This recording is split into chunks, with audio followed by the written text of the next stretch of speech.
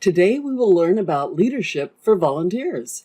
Remember earlier when we looked into the future to create a vision of what we want our organization to be? Strategic planning means creating the steps that will get you there. Your specific tasks are up to you and your leadership team. Let's see what they look like in general. From General Dwight D. Eisenhower, the leader of all the Allied troops in World War II, including my dad, for the largest invasion of all time called D-Day. He said, plans are worthless. Planning is everything. If they had just used the Operation Overlord plan, it would have failed because of the weather. But the process of planning or creating the plan with contingencies made it one of the best successes of all times, finally beginning the end of the war. Strategic thinking means setting a clear goal that you want to reach, making plans for how to reach that goal, and then listening to your team about possible contingencies that you might need when facing unexpected change.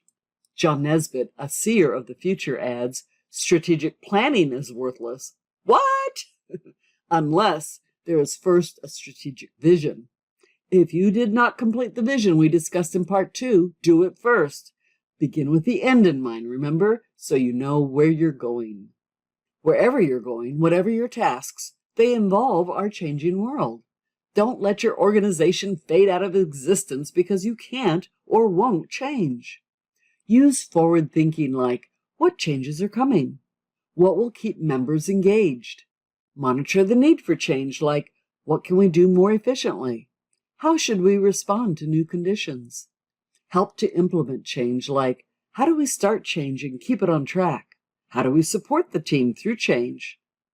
A great way to be strategic and to help you focus is by creating a SWOT analysis. What are your organization's strengths, weaknesses, opportunities, and threats? Strengths means to pay attention to what you're good at, why members join and volunteers lead. Use and build on those strengths and don't accidentally stop them like Coke did. Remember New Coke? What a mistake.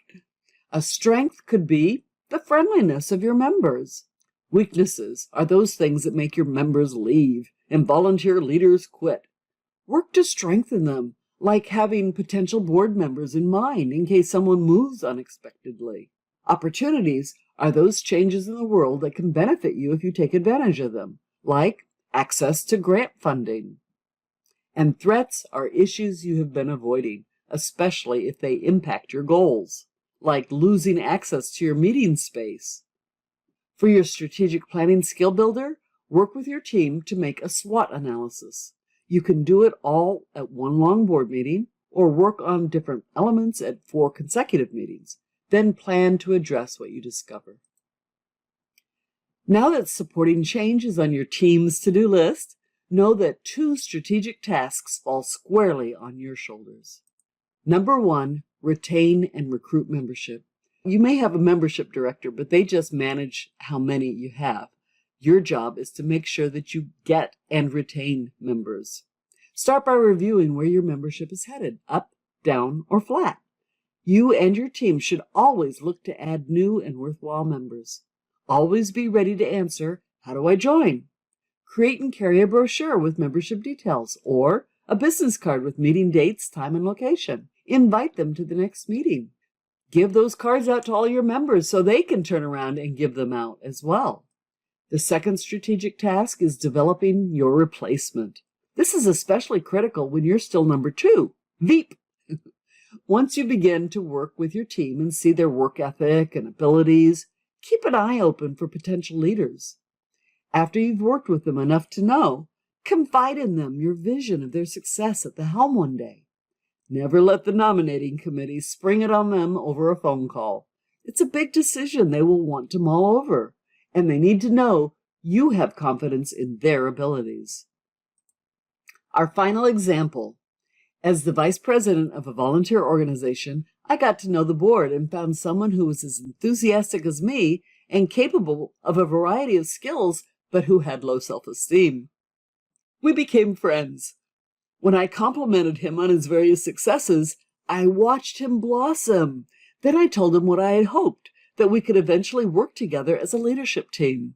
He was thrilled and started taking on new responsibilities immediately. He finally saw in himself what others, including me, had seen in him. Strategic planning starts with strategic thinking, by setting clear goals, followed by planning how to reach those goals, then expecting change based on your ability to adapt. Or as my mother, who was a volunteer leader her entire life, used to say, always have a plan B. That's your key takeaway. Always have a plan B, or even a plan C, just in case. Our final quote comes from Aristotle, the father of Western science, who told us, excellence is an art won by training and habit. We are what we repeatedly do. Excellence in leadership, then, is not an act, but a habit. Please work to make these improvements a habit in your life, to become a leader that people will want to follow.